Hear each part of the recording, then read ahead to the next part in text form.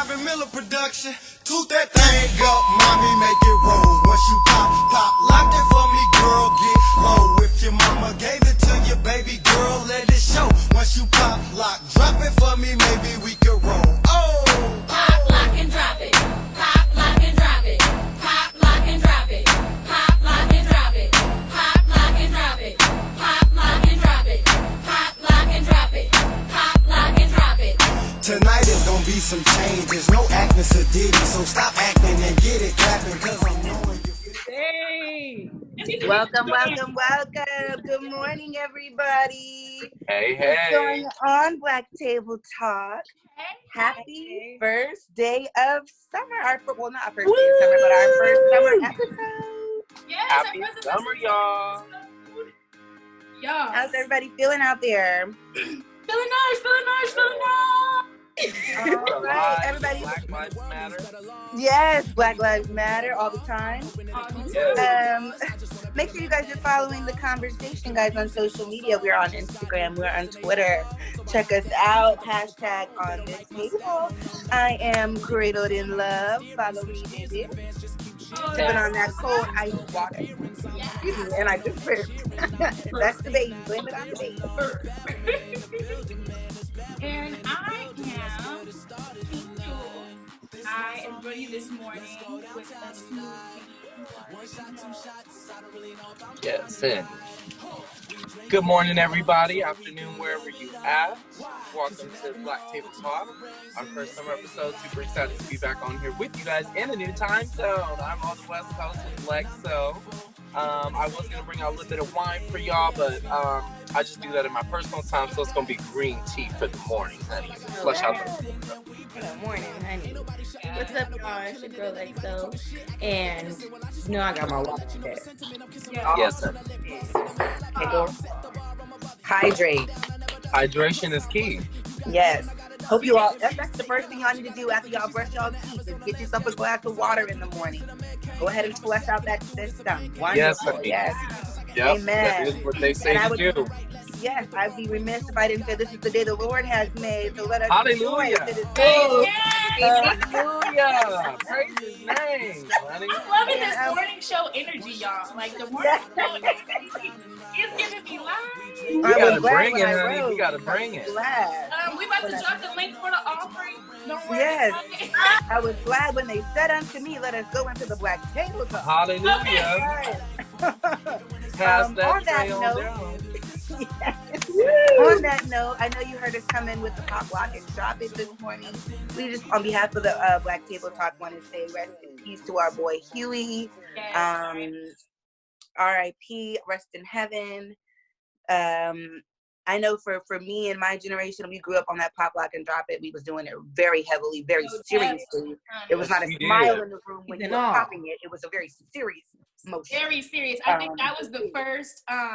I think that was the first song that you just kind of ran to the dance floor as soon as you heard that boom. Oh, yes, honey.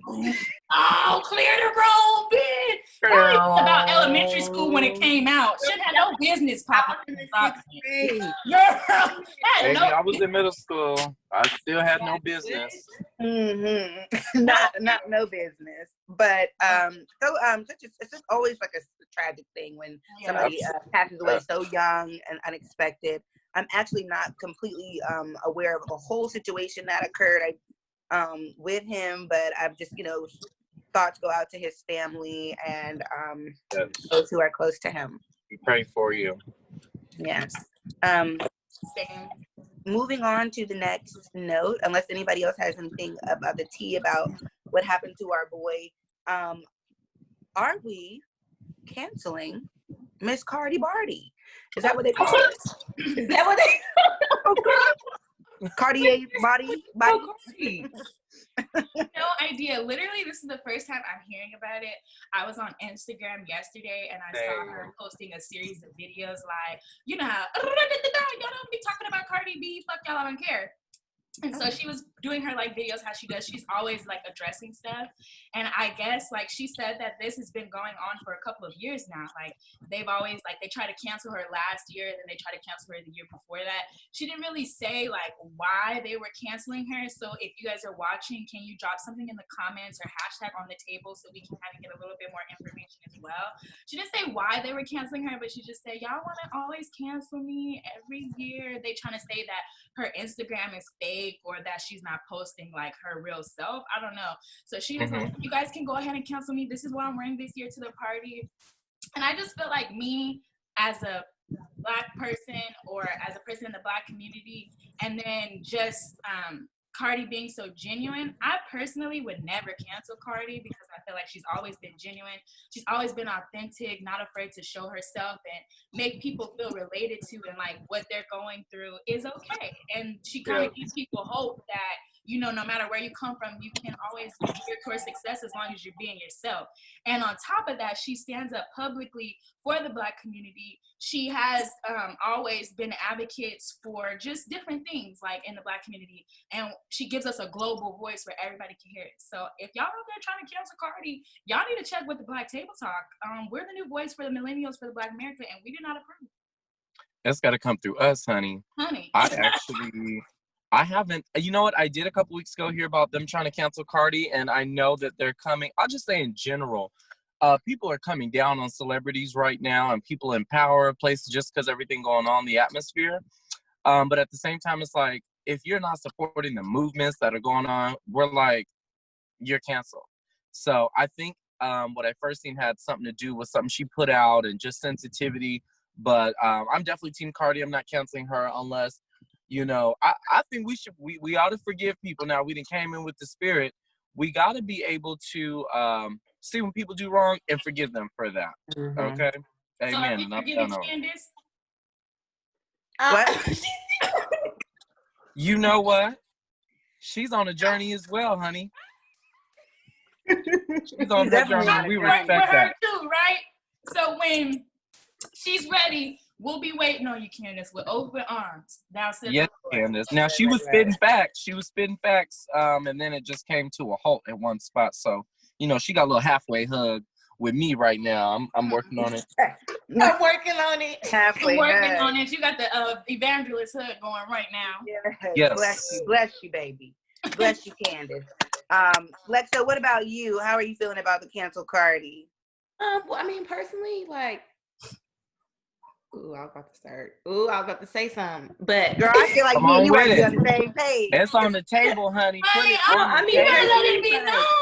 No, personally, Cardi, she's cool. I just feel like, well, it's kind of weird too, because I feel like everybody started gravitating towards her because she was being so honest and being so real. People could relate to that.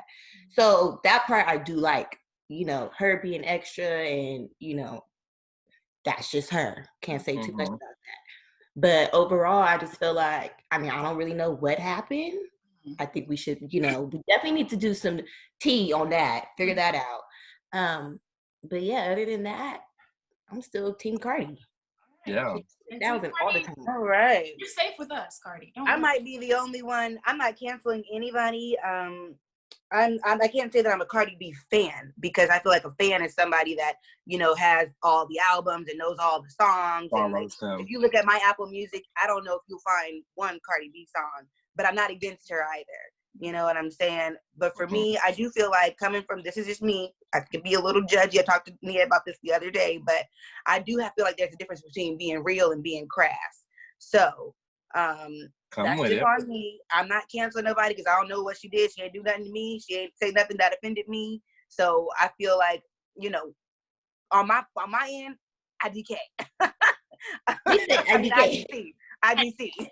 She's still invited to the cookout. She's still invited. If she comes to the cookout, I ain't going. Baby, me and baby cool. You know what I'm saying? I want to get you some potatoes. She won't be getting an invitation from me, but when I see her there, it's all love. It's all blessings. I'm not a fan, but I'm not an anti-fan either. So, you know, and if something comes on, what was that one? The one song that she first came out with that was really like popping. Kodak, Bodak. Whatever. Yeah. If that came on in the club, I would definitely shake a little something to it. Honey. It's got a nice box. Shake a little something. Okay, so let's see if you can close the lyric. Little bitch, you can't fuck with me. If you wanted to, these Hey. Perfect. expensive, Let's get it. That's all I needed to know. I got that one. That's all I needed to know. Honey, you were with us, honey. That's all I got that. No, you can close that I got lyric. that. Okay. All right. Did you So, did y'all Cardi, hear about the Willow Smith and Jaden Smith? I just wanted to throw that in because that just happened last night, the past couple days.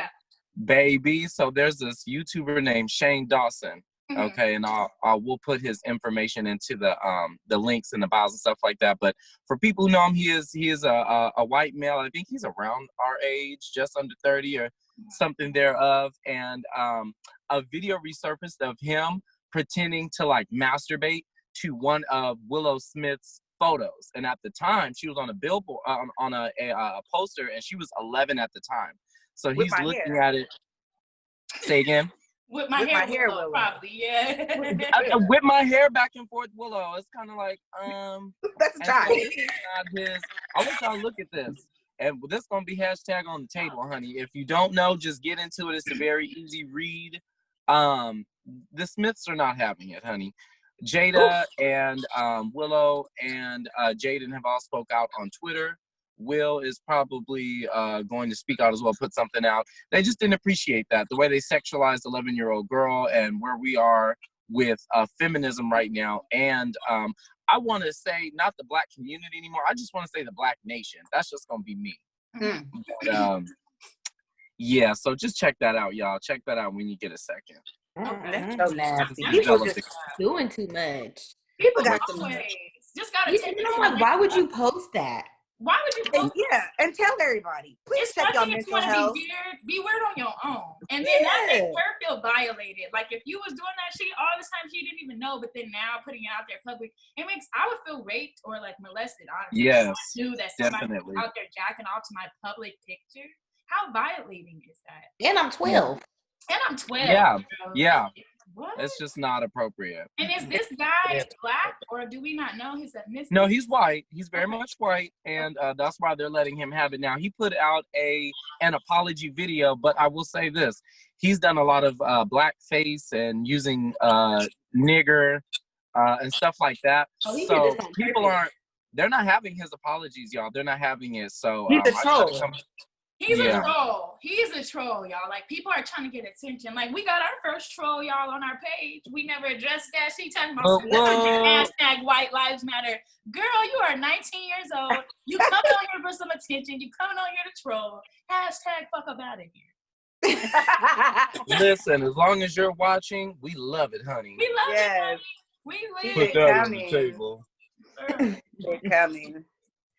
Well, that is a bit disturbing and yuck. But moving on, please check your mental health, y'all, because some of y'all really got to get your mental health under control. It's just as important as your physical health. Yeah, very much so. Sometimes I question what y'all be out here doing. Moving on, we've dropped some little jewels of Black Lives Matter during this conversation, and they always will matter on the Black Table Talk. So we'll get into the stigma of the Black man in the Black nation. Now, I know that King Jules has a couple of items, and I'm sure Christian can give us some great perspective, and then me and Lexo will chime in as well. Let's get into it. Let's do it, yeah. I personally think, like, if we're truly going to stand together as one community, as one nation, as Chris is saying, then we really have to address the stigma on the Black man, not just in the world, but even within our community. Like, for example, I know, like, there's been times when I feared the Black man, and as shaming as it is to say, there's been times where, like, for example, when I go to the hood, if it's not like my neighborhood or a hood that I'm associated with, I am very standoffish. Exactly, I'm very much scared. There's times, like, even when I first moved out to the DMV area, there's a neighborhood in DC, and it's the northern eastern side, and they call it Northeast, and it is a very scary place to reside. It's a very scary place to just exist within. And so I found myself Southeast or Northeast? Northeast. Y'all got a Southeast too? I think it's Southeast. Yeah, I heard the Southeast is the hood out there. Southeast and is I've been the out hood, there. but I've never been to Southeast because of how I've seen Northeast. When I came out here, I was very informed to stay away from Anacostia area, stay away from Southeast area. So I've never been to those areas. The area that I've been to is Northeast, and it is quite scary. If you live in this area and you've ever been on Minnesota Avenue, then you know exactly what I'm talking about. And there's a lot of just hood boys, you know, on the, they call them street boys, I guess, and they're just on the corners and like on the sidewalks, and they're just walking up and down the street in mass groups, smoking or whatever. And I found myself even too scared to get out of the car to go to the ATM, because it's like, that's how intimidating some of the Black men in the Black community can be. And I don't want to just say that just to say that. I want to find a solution to how we can fix that in our own community, because it's sad enough that even if you're not in those kind of hoods, or even if you're not presenting yourself in that way, as a Black man, no matter how you are, no matter what you do, the world is already intimidated by you. So we, your Black sisters, like, I feel like it's the opposite. When anybody sees a Black female, it seems like y'all get a kind of, how you doing, sister? You kind of find a relief about yourself. But it's not like that for the Black women in the community. So I don't know, Chris, how do you feel about being a Black man in the community? And do you ever feel like people are intimidated by you? Or I think that I'm gonna keep it real concise, because I definitely have some major points I just want to throw out and let you guys expand on them, and let, you know, our viewers kind of expand on them. I think that, yes, when you see Black, we're the systemic oppression and racism against Black people has fixed, even in our minds. Even in my mind, and this is how it rolls. This is what they wanted to accomplish, is dividing the Black family, and that's why you get a different experience with a Black woman than a Black man. Let's just say in general. Okay, generally with Black men, you're gonna feel, you may feel feelings of, okay, I'm nervous, I'm not sure what's going on, and you're going to identify those feelings based upon what they're wearing, because we vilified what, you know, hip hop attire or baggy clothes or whatever to be like that. So I definitely have felt that. I'm gay, and it doesn't mean that I'm more feminine because I'm gay, but I am, and so I don't share those 100%. I don't get attacked like straight men do. And there's something to be said about the way that Black men treat each other in the nation, and women in the nation. I've definitely seen that on Twitter, that they are trying to hold Black men accountable in the community for Black on Black crime, which is a stupid term because we don't hear it in any other cultural Black backgrounds. So let's just put that right there. And we do need to work in our nation with one another to stop gang violence, so they can't use that against us. Okay, we don't have to change who we are. We just want to lift ourselves to a position where we're not just sagging. Like, don't sag, just sag. Don't be banging, just like put some purpose behind your stuff. Okay, and they can accept that when we have purpose behind our stuff, then yes. But if you just out here killing any folks, Black, white, or in between, whatever, there's no rhyme or reason to it. So I definitely sympathize with my Black man. I'm sick of seeing them torn down like that. I have to go in my mind, and even when I see dudes out on the street and stuff like that, I have to say that's my brother first before I go, oh, here go another nigga. You know what I mean? So I have to go in internally and give them the benefit of the doubt, no matter what they look like. And I know that's hard, but America's got to step towards that as we make steps as well. I agree, Chris. I was gonna say, for me, you know, the term Black on Black crime, like you said, it does annoy me, only because you don't hear like white on white crime, which happens all the time. You know what I'm saying? And when I'm in DC and I see homeless people, I see, first of all, homeless people of all races and even all genders. You know, it's not just women, it's not just men. They're white, they could be, you know, Latino, Asian. I always lock my doors because I don't know who you could be, and I, as a female traveling on my own, you know, I'm always on edge. So it's to me, if I see a Black man walking by my car who looks a little homeless, and I see a white man walking past my car, I'm afraid of both of them, to be honest with you. And I think it all goes down to, really, my thing is, coming from an educator's perspective, it really comes down to socioeconomic status. It comes down to how much money you have and where you live. You know what I'm saying? Because of the fact that I also believe in nurture over nature. I don't believe people are born ghetto or born bad, born evil. You know what I'm saying? I believe that it's a lot about how you are, you know, about how you become is how you're nurtured and what your whole environment is like. So people who are in the hood, who are wearing the baggy pants, who are, you know, maybe are misguided and lack some knowledge and are, you know, I'm going to use the word ignorant, but not to say that they're dumb, but they just lack that knowledge. Yes. I think it's because of not having access to a quality education because of their economic status. Yes. They don't have access to, and some of these people are babies raising babies, right? You got grandma was 16 when she had mom. Mom was about 18 when she had him. You know what I'm saying? So it's just it's this never-ending cycle of people raising people who are not prepared to be parents, who are uneducated in a lot of ways, and who are hurt and traumatized and have gone through different things. So that's what I look at when I see that. I see oppression. I see, you know, I see somebody who has been hurt and who has not been able to experience some of the things that I've been blessed to experience. So I feel the same way when I see them. I can't judge them because I remember being at Howard University. First of all, my mom didn't even want me to go to Howard because of the fact that, you know, I'm from a suburban environment and I've never lived in a major city like that. So when I went there, people were like, okay, you don't be naive, you know, be on your P's and Q's. But when I got there, the upperclassmen were like, girl, do not talk to any of the locals. Do not mess with the locals. And it was because they were saying, like, you know, the locals were like, you know, it was our people they were talking about, the people who live in DC. And I'm like, this is their city. And I ended up meeting a group of guys. They were locals. They lived in the city. They had their own little basement apartment nearby. And these were like the downest, coolest guys. And I even had friends of mine that were from Howard that were like, girl, we are not going over their house. They are busted, you know, disgusted. They are whatever, da-da-da-da. And they were even afraid to be there. And their house was not like, it wasn't like it was, you know, lavish. It was a little bit trap-like. And, but it was a bachelor a pad. touch of trap, honey. A touch of trap. But these guys, they had my back. And it wasn't even on a sexual, you know, relationship type of thing, but it was like, they were like the homies. You know, and I would be out late at night in DC with my girls drunk, you know, that freshman year type of thing. And I'd be like, I'd call my boy O'Dane. I'd be like, O'Dane, I'm scared. Come get me. He would, because he didn't have no car. O'Dane would walk his butt to wherever I was and, you know, walk me and my girls home to make us feel more secure. You know what I'm saying? And they was ratchet. You know what I'm saying? But they did have certain values. And I would not have been able to cultivate that relationship or to see that had I been, you know, judging him. Yes, put your blinders on. With my blinders on. And I say, always be careful as a female when you're walking out. I'm not saying go ahead and friend up every thug you see on the street, but I am saying, you know, be careful how you judge people and always think about where is this coming from? Because I didn't realize O'Dane was an immigrant.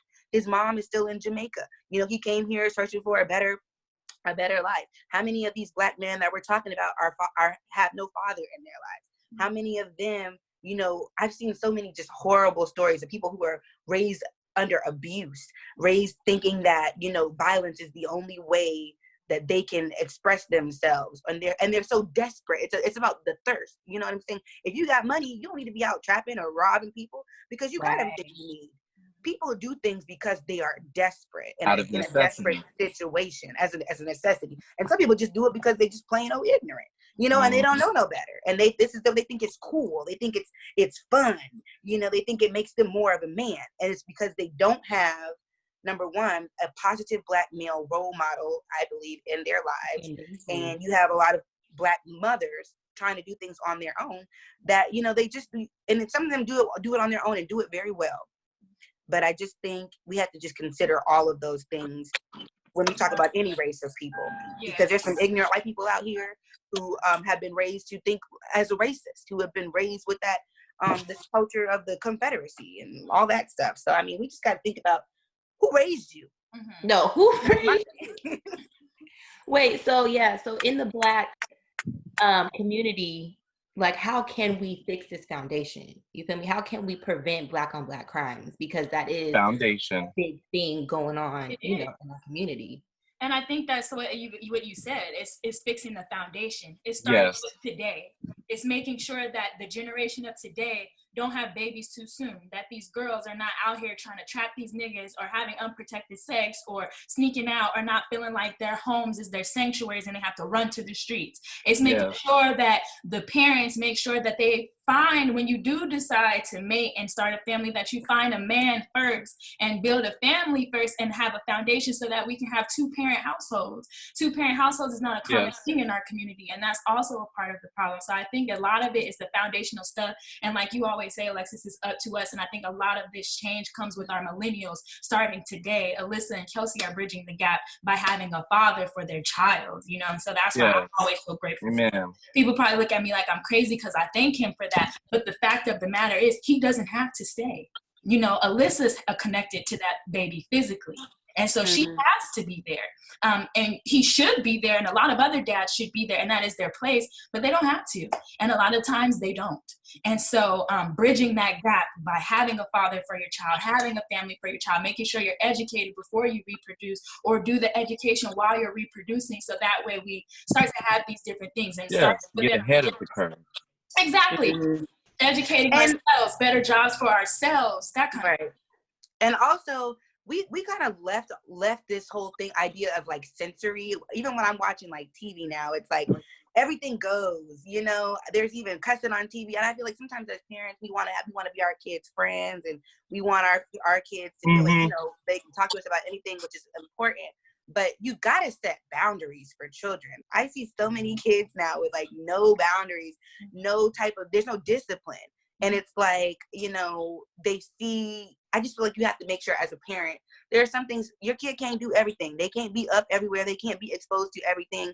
I remember going out with Nia and seeing, you know, visiting one of her friends, and they was in full party mode, but the babies were sitting right there in the living room. And I'm just like, to me, it's inappropriate because I feel like there's a time and a place for everything. And he need to be in a child's place. He don't need to be out here watching everybody getting drunk, smoking, cussing, and having grown people conversation. He needs to be somewhere with the kids. You know what I'm saying? Or doing something else, because it's just when you expose kids too early, then they don't get that chance to be a child and to experience childhood, you know, and then they grow up too fast. And that's what a lot of these kids are, just growing up fast with no guidance. And, you know, or being raised by the grandparents. But I think some of them that being raised by the grandparents are better off, you know, because good gracious, you know, some of y'all just was not ready. She said, who raised y'all, honey? Who raised y'all? Who raised you? It's okay to say no sometimes. It's okay to tell your child, no, we're not doing that. And no, you cannot do this. And it's time for you to go to bed. And you need to get up. We're going to school, you know. Yeah, structure. A little bit of structure, a little bit of discipline, you know. Yes, that's what kids want. Kids want structure. Kids want order because they know what's good for them. Even if they rebel against it, it's just phases. And I definitely think you guys touched good on foundation, because that's really what breaks us up as a Black community, is not having our Black families together. Now, date who you want to date. I ain't against dating white or dating none of that. Do what you do. Now, we do want to preserve our Black culture and continue the legacy of Black greatness. So what has been done through systemic racism is they've alienated the Black man out of the family. And that's how we got child support. So they're telling the woman, like, if you wanted to, you know, God bless y'all and God cover y'all, but we're going to use y'all as an example because y'all are our closest Black couple. Now, if you just wanted to be like, you know, I don't even need him, I put him on child support and I could just, you know, that's what they made happen so easy for us to do. In the Black community, the Black nation. Now, you don't see it as much with other cultures. And I want to shout out Jane Elliott. I'm going to start to change my verbiage too. I don't know if I'll ever stop saying nigga, because that is just like our thing. But I'm going to start saying Black nation, and I'm going to stop saying races, because we are all one human race. We're just different pigments of that human genome. We evolution, we went through evolution together as people. Black people were not primates. For people who think we was baboons and stuff like that, check your research, boo. That wasn't us. It might look like, it might come close, you might even think, but that ain't it. Also, Black on Black crime. Go ahead, Chris. Last thing, they say, you know, Black on Black crime, or Black crime period, makes up a large portion or percentage of the crime in America. However, it's disproportionate statistics because there are more white people than there are black people. So when you talk about us we're only like 13% of our nation, how are we committing all the crime and we're only a select group within the nation, you know? So we got to dismantle that term black on black crime. Don't perpetuate it as something to keep going. Let's talk about it, but let's, you know, put some feet on it. Put your Tim's on it, nigga. Right. For you East Coast niggas. I think, and I feel like the black on black crime, I think the only reason why it's a thing because white on white crime, white people are, I guess, the primary race at the moment. So I guess they don't feel the need. That's to them is what regular. Not for long. Right. So for me, I think that's what they think that's what they call regular crime. I think black on black crime came about because you do see a lot of white on white crime, but I will say I don't see a lot of Asian on Asian crime. I don't see a lot of Jewish on Jewish crime. I don't see. That's the thing. We don't see it or we don't hear it, but it's still going on.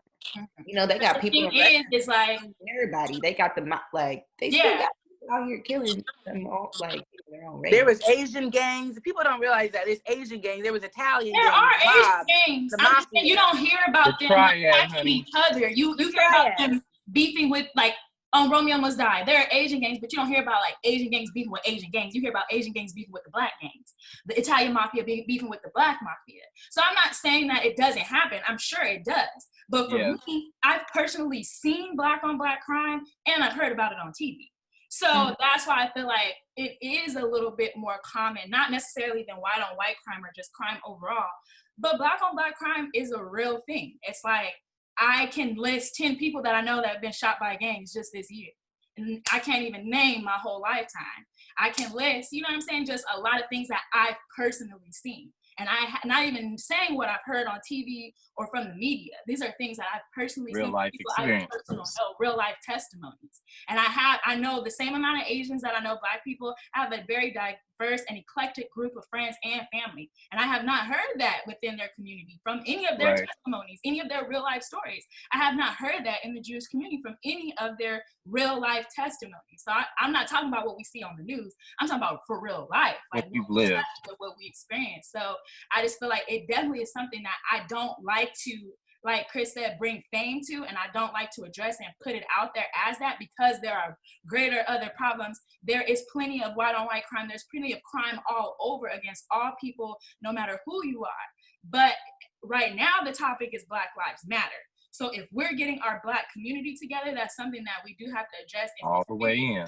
Because like even supporting black owned business, there's a video I saw online, you know, you're trying to support a black owned business, you go to a black hair shop, then their stuff is not together. Then you find that, you know, you're having a discrepancy and then all of a sudden a girl in Ohio gets jumped by 3 beauticians of females and a gay male. So how do you expect me, someone like that video kind of stirred me away from black shops for a minute. Like, you know, why would I go to a black owned business just for me to voice my opinion and not be taken serious as a consumer or a customer service? And then now I'm attacked and physically beaten and dragged out of a salon for stating my opinion. And this is the kind of stuff that happens in the black community. And this is not something that I've just seen on TV. I've heard about people like, yeah, I went to the shop, she took my deposit, didn't give me my money back. Like, this is stuff that happens that I've heard testimonies in the black community. And not just from my friends or just people that I know. Like, this is reaching far and wide. People that I don't even know, like my friends telling me their friends type of vibe. So something that we have to address if we're going to really stand together as a community, because I have to be able to know, like, a little bit of like the background that you guys said even today helped me, like looking at them different. Like when I drive through the hood next time, I might not be as nervous because I'm like, okay, yeah, this is like a little bit of a systematic kind of thing. But we just kind of tighten those areas up if we're going to truly stick together as a community. Amen. I agree. And I will say that, you know, we as black people will publicize some drama real quick. When we see a fight in the salon, we'll put that on the internet. But, you know, I'll say for me and Nia, we both gone to a very nice, maybe even, I won't say it's the top of the line, but an upscale black owned salon. And every time we go there, our experience is wonderful. But we don't be like, girl, world star, because there's nothing going on. We're just enjoying our day at the salon. There's full salon. I mean, they have massage. They have all types of, you know, they were doing nails at one point and hair and all that kind of stuff. But, you know, so that's another thing we have to do as Black people is uplift the positive, because we're quick to put something on world star, but will you put somebody's business on who has done a good job for you? You know what I'm saying? Will you put that same energy into writing a positive Yelp review, or are you just on here to complain and fuss? You know, so it's like we have to make sure we're doing that. And just another thing, just to kind of close it out and wrap it up is, you know, we do have to do better as a people, because we already have so many other things that are coming at us as the Black nation. So one thing we can't afford is to be tearing ourselves against down each other. time, giving, you know what I'm saying? So at least if we could come together and be a solid unit, I mean, it would help us. So we don't, I mean, they already trying to kill us. So are we going to help them out, or are we going to stand together it has to support each other, Yes. and, you know, and just operate in love? That's why I think some of y'all need to take y'all kids back to church, because y'all kids be like, I'm tired. Come on. Just let them sleep in the bed and don't make it. My mom was like, okay, you can sleep in the bed, but guess what? Don't ask me to go to the movies this afternoon. Don't ask me to go to the mall, because you're too tired. So you too tired to go to church. The rest of your day is booked, honey. You take your time and rest. You rest on this Sabbath day. Yes. Rest, honey. You sleep. Somebody, mama already. Listen, get I ready. made sure that I was up at church at 8 o'clock so that I could have the rest of the day to myself. And so, and I learned how to love my neighbor as I love myself. People can say what they want to say about church and about Jesus, but make sure you go into the right one, because some of the churches is a little backwards. You know what I'm saying? I ain't gonna say all the churches is made equal, but find you a good one where you can be accepted and where you can feel loved, and where you learn how to conduct yourself accordingly, and get yourself some grace, okay? Where you can be cradled in love, honey. Yes. Where you can be cradled in love. Cradled in love. Already? Okay. So, moving on. So we only have about, I would say, 20 more minutes left. What do you guys want to cover? Lynching? Or Karen experience? Which one of those do you want to cover? Karen's definitely going to be interesting. I haven't heard anything new. Yeah, you guys want to jump on to Karen? I want to hear Karen ass. Okay. Yeah, let's get on Karen. Let's get on Karen's ass. Get on her helmet. So I shared my Karen kind of experience, Karen and Carl experiences with you guys. So you guys, let's share out if you guys have any Karen. Have you guys had any Karen experience? Baby. You got a Karen experience, Chris? I was just in the gas station when I was making my drive across the country, and I just had to laugh. I was like, oh my gosh, this is totally a Karen situation. So they are, you know, stores have marked off social distancing for you to stand in line and be, it's really not 6 feet, but so just be mindful, viewers, everybody out there. It's not really 6 feet that they have marked off. So give people space. Don't be up on somebody's neck and breathing and such. But we were in the gas station and they made one line, and you know how sometimes in a little convenience store the line can go in the aisle. So you got to come in the aisle, right? So I was standing, I was like, okay, let me get in the aisle. She was standing, she was a nurse. Now shout out to her. She might be on the front line, she might be frustrated, but she's still caring. And she was out there trying to get her gas. They was like, lady, it's one line. Oh no, this black dude got in it. When I was getting in line, he went to the front. And I think someone let him up there. And she was like, hey, pal, there's a line. And I looked up like, oh, no, she ain't. And he said, and he was very calm with her. He didn't call no type of bitch or nothing. He was like, no, they you know, they let me up here. It's cool. And the people behind him was like, yeah, like, don't trip on Karen. But that wasn't the first thing. So they were like, ma'am, it's one line. And she said, y'all ain't gonna do this with me tonight. No, I'll be standing here and I'll be helped and served. And so the dude was going back and forth with her. And the other lady was kind of like, bro, like, just cut it. Yeah. Like, it's one line. But no, she went off. Karen had her moment. And I walked out. I was like, good luck, Karen. I just came for some swishers and some gas, honey. Yeah. And I'm going to head out. Oh my gosh. It's like you can tell when they're about to Karen up. It's like they get started, like an ignition. So it's like, even for me, I had my first Karen experience yesterday. I was with my friend Taylor and went to the grocery store. I usually park underground, but we were just running in really quick. And so we just pulled up to like the curbside parking. Mind you, there's a lot of, I live like in a suburban neighborhood. There's a lot of like condos, houses, and like retail locations. So there's a apartment complex right next to the grocery store, and they're all connected. And so like the strip that we are on is like directly across the street, but it's like a long strip, you know, of just like parallel parking. And so there's like a couple of cars way in the front, and then there's this huge open gap, right? And then there's Karen's car, and then there's my car. I pulled up behind Karen, you know, and I was the last spot, like literally the last spot that can fit. So I pull up, but I left her a little bit of room just in case she needed to get out, and I left myself some room just in case I needed to get out because she had her trunk up. So Taylor and I are literally in the car. Taylor's on the phone, but it's kind of like she was on the phone facing us, and she was on FaceTime like this. And at first, the way she was holding it, it kind of looked like she was recording me. But I'm like, let me not be paranoid. You know, there's a lot of stigma in the world, and it kind of just naturally makes us all paranoid, right? So yes. Like, let me not be paranoid. Maybe she's just FaceTiming or whatever. Da, da, da, da. But then she puts this like look on her face, like, you know, Karen, how Karen looks before she gets started, right? Like, I'm just so scared, but you know, I don't know what to say, but I'm about to pop off. But let me see how I want to come about it. And it's like, if you're gonna pop off, you know, that's what I can appreciate about our people. You know what I'm saying? They call us Shaniqua, whatever, Bonquisha. But one thing you know about Shaniqua and Bonquisha is that Let's don't set it straight. Pop off. There's not going to be any confusion about how or when they're going to pop off. And live and direct. That's just what gets me. It's just how you gonna be passive and aggressive at the same damn time. Pick a right. Bitch. Do you want me to move, or do you not need me to move? And is it just up to me? Because if it's up to me, I'm staying here. So she comes and she's like, okay, yeah, like she's FaceTiming someone, like, I'm gonna just ask.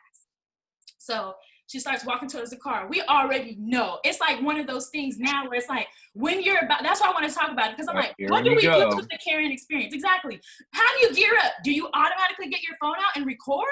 Or do you just see how it goes, test it out, because it might be a false alarm, Karen? Record her ass. You know, so I'm like, she's like, Katie's already ready. She's like, girl, she's like, let me call you back off her phone. She's like, let me call you back, whatever, because we already see this bitch walking up, looking at each other like, here she go, here go Karen. So then we started laughing, and she's like, she like had her mask off. We had our mask on because we about to get out the car. She walking up to the car like we about to roll down our window. Mama ain't raised no fool. You say what you got to say through these windows, child. So she said, yeah, I can hear you just fine. She's about, do you mind just moving back just a little bit, because I have to get something in my car. So I'm like, what? She's like, can you move your car back just a little bit? I have to get something in my car. So my first instinct was like, bitch, why don't you move up? I'm like, okay, Karen. But I'm thinking to myself, why don't you just move up? You have all the room to move up. You know what I'm saying? And I'm like, and why she want to ask me to move back? This is some pure Karen shit. I'm like, here go Karen. So at that moment, I had to decide, I think we make the Karens. You guys get it? Like, we make the Karens. Yes. That moment, I had to decide, am I going to turn this bitch into a Karen, or am I going to go about my day, my peaceful, positive day that the Lord has made with my friend that I'm barely getting to see after 6 months? I think I'm going to do the latter, because you will not be getting your fame. You will not be going viral off of me today, and I will not be turning you into a Karen. So I think that we have to kind of take that power sometimes from these Karens, because I think even though as much as they like to claim that they're not living for these moments, they are. And so you could see that she was anticipating me to go off, like, or have a problem, or for Taylor to start recording her. She wanted it, because even after I started my car up, I just decided to move, because I'm like, sometimes we do have to, you know, not give and take, and not try to make everything into a situation. Some things are just what they are. There's some things are not about black and white. It could have very well been, but it's all about us, what the meaning we put on it, and how, the power we give it. And so I'm already in my car. She's out her car with her trunk up, probably trying to move. I've been there. Let me just back up real quick. Although I did feel like she could have moved before she asked me. You see what I'm saying? But that's also what we have to stop doing, is walking on eggshells around people, because that's something we would have done to been less of a problem to somebody else. Right. But maybe next time my trunk is up and I'm outside my car, I'm going to hell yeah ask Karen to move before I get in the car and move up how I would have done. So it's just interesting experience. So even after I moved back, you know, and even after I got out of the car, that's how I know that these Karens, they're really seeking this attention, because it was done. You know, she had already thanked me through the window. That was it. But I get out of the car and she's like, you know, I just, thank you so much. I really just, you know, I'm moving. I'm just trying to get a mattress in. I just needed you to move just a little bit. And I just thank you so much for just moving. That was really, really nice. I'm so sorry to bother you. Like, she expected me to hop out the car like, bitch, and what the fuck, and whoop-de-whoop. And it's like, you don't have to clean it up. I don't care. Yeah. Girl, stop talking to me. We're done. Exactly. You're not important. And that's how I knew she thought She thought she was about to get turned into a Karen. She thought she was about to get her rent paid this month and all of that off of me. No. Okay. Not happening. So I think it's just funny, but it is definitely in that moment you're kind of like, what do I do? Do I film? Do I make a problem? Do I question it? Or do I just go about my day? So I guess you have to judge it case by case scenario, because if she would have said something like, can you move completely? That maybe would have been a whole another conversation. But I could back You up. find another lane. Yeah. I'm gonna tell you right now, I see so many Karen videos. There's like whole Karen threads now on IG. And I'm like, I'm just so Karen is over trending. it. Now I can't even watch them anymore. I'm like, skip. Yeah. I'm like, this is what I will say, because I've already shared my experience with them. Mind y'all doggone business. I saw this old lady on a viral video yelling at this like Asian woman or what, she was some type of other race, about her kids at the park driving one of those little motorized cars. Talking about he doesn't even have a license. She literally said that out of her mouth. So first of all, most of y'all out here who are Karens are very ignorant and a little bit slow. Yeah. And the rest of y'all just really need to go ahead and mind your business and live your life. Like, you can tell how how people are just so unhappy with themselves, so miserable, that you would take time out of your day to come and try to spread some of that misery onto me. And the one thing that really bothers me are the people that are going to these restaurants and establishments, or going to people's homes, or going around the community and taking down these Black Lives Matter signs, or asking these businesses to take down the Black Lives Matter signs, saying that it offends them. It offends you to say Black Lives Matter. All lives matter. Well, all lives matter. Yeah, who said they didn't? Yeah. I mean, we know that. We're trying to get y'all to see that. So that's why we have to put the emphasis on the Black lives, because clearly y'all been making all lives but the Black Lives Matter whole time. And really all you're doing is proving our point. Right. Just go ahead and keep proving the point. Yeah. Because now we can't even say Black Lives Matter without you getting irritated. Or offended. Like, that offends you. Me saying that a Black person's life matters. How do you think I feel that I have to go to a whole different store just to buy products for my hair? That offends me. Right. That Target has 2 rows of Pantene Pro V and only 1 row of Shea Moisture. That offends me, bitch. There's a lot of shit that offends me that I can't do shit about it. So you gonna go ahead and see these hashtag Black Lives Matter until then it would. And why go in the establishment? Same thing with these masked people. I saw this wonderful post about why the mask, why the 6 feet. Okay, why the seatbelt? Somebody said, well, why you gotta wear a seatbelt and an airbag? Right. You know what I'm saying? Why even put brakes in the car? Sweetie, are y'all serious? Like, these are all precautions, and if you don't want to wear it, then just don't take your butt into the store. Like, these people have a right to tell you what you can and can't do in their store. Just like if you go into a restaurant, they say no shirt, no shoes, no service. Yes.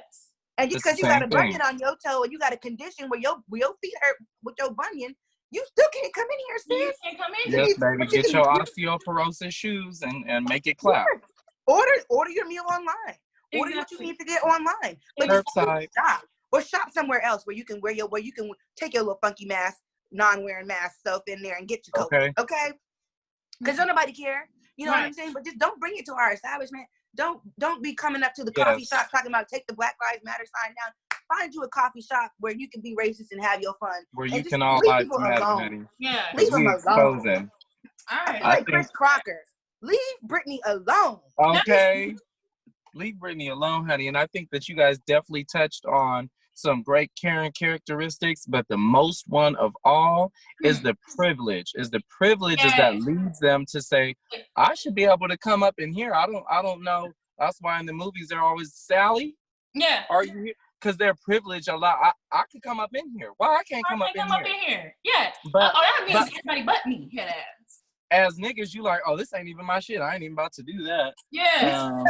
Type of thing, you know. So it's the privilege that tells them I don't need to wear a mask. I don't have to abide by this. Everything's been handed to me, pretty much for so long. So this is good. This is good that this is happening. It's a lot of violence and anger. It's a lot of stuff going on, but out of the fire, we'll build up something new. I'm Right. sure of that. I'm sure. And one thing is true that's helping us with cross these lines and bridge the gap is I'm happy that this COVID is happening at the same time, because COVID is one thing that does not discriminate.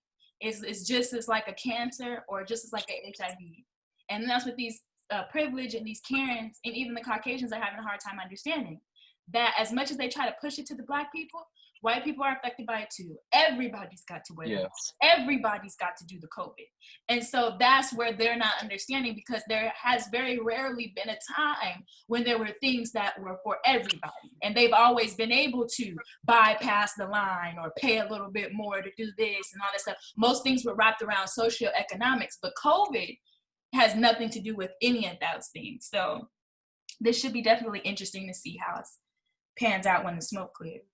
You guys seeing, actually, I just, Cradled in Love, I want to shout out DC, all y'all all together, because I ain't gonna play like I ain't been out there living my best life at different times and that I don't got friends out there that should. So shout out to DC, shout out to Silver Springs, honey. Shout out to Kensington, honey. Shout out to Waldorf. You know, I'm a big Maryland fan. Shout out to Baltimore. I mean, can we get some Virginia shout outs? Shout out to Nova. Shout out to Arlington, honey. Shout out to Nini's neighborhood. Shout out. Nini's the only chocolate drop in her neighborhood. You can see her right down the street at Aldi's or whatever. African American on my block. I'm just kidding. Honey, Trader Joe's.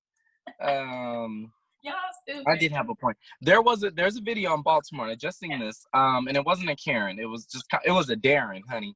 And so Darren was the manager of this, I guess, pretty well-to-do restaurant or whatever in Baltimore. And this Black lady and her Black son come in. Now, they say they have a dress code and that the son can't come in. The son has a black Jordan shirt on and some Nike shorts, some basketball shorts or whatever, and his shoes and whatever. And the manager's saying, oh, no, he can't come in here like that. The child can't come in. And he's saying the child can't come in. And she rotates her camera around and says, look, there's a little white boy outside. They're leaving. And you can see the footage. And he's wearing, like, pretty much the same thing. You know, a T-shirt, some shorts, whatever. And he's saying, well, the athletic shirt is not really. She's like, so you saying that's athletic and that's not?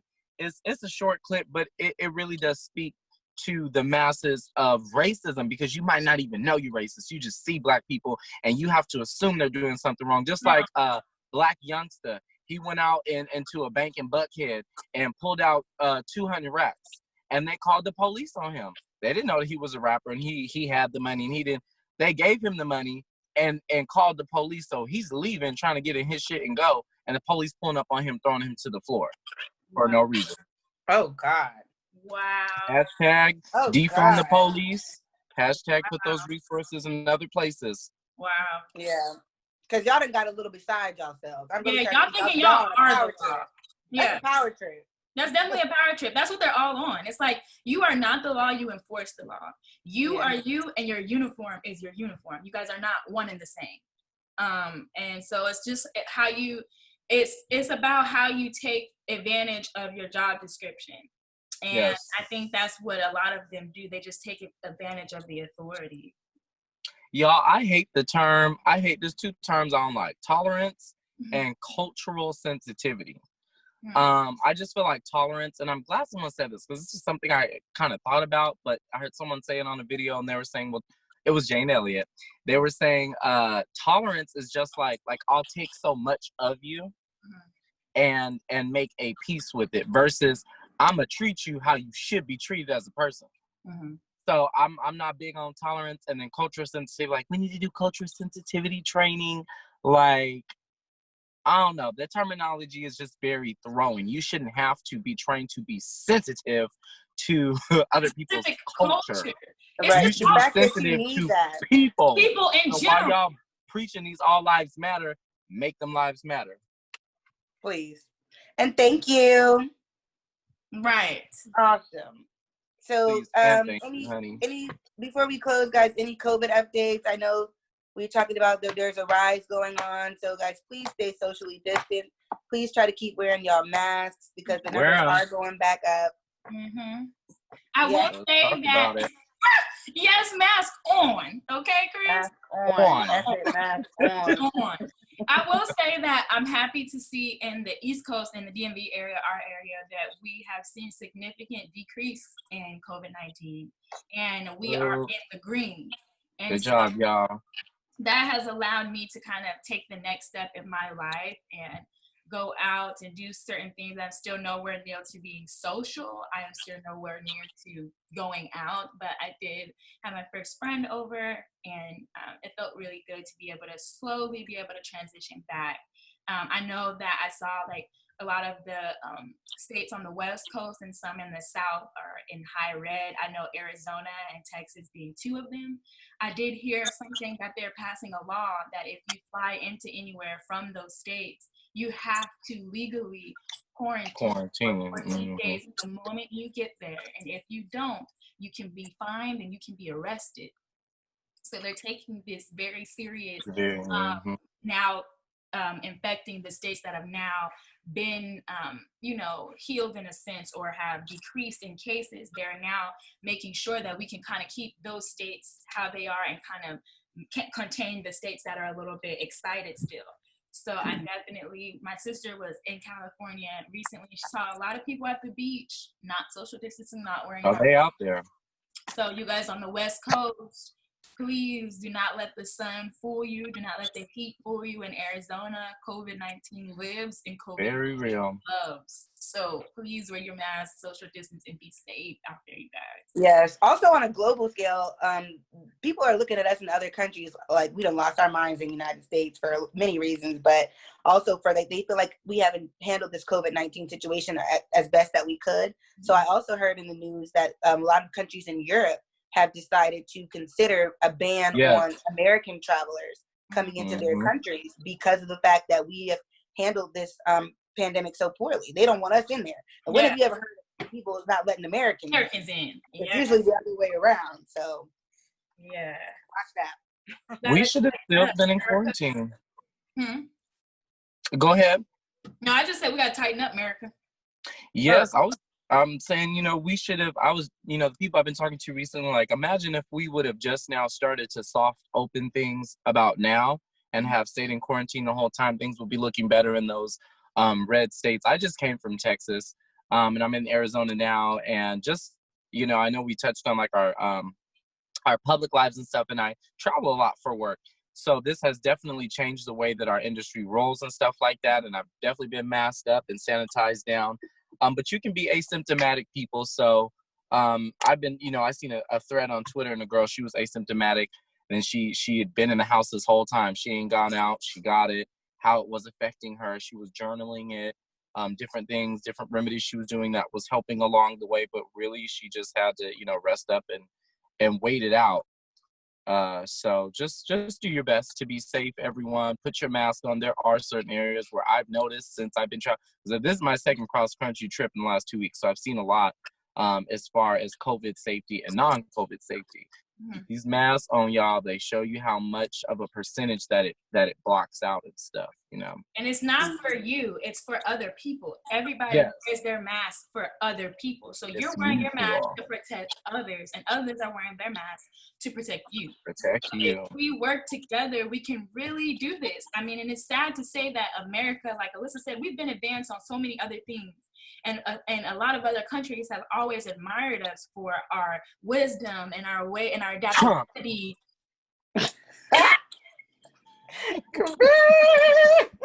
No, seriously. Some countries hate us. They know they hate some Americans. Oh my gosh.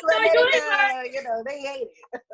So we really got to change that stigma. We've really got to change that stigma around you guys. And we've got to show them that, we are smarter than they say they are. I mean, even though this country was founded on little light-skinned Chris,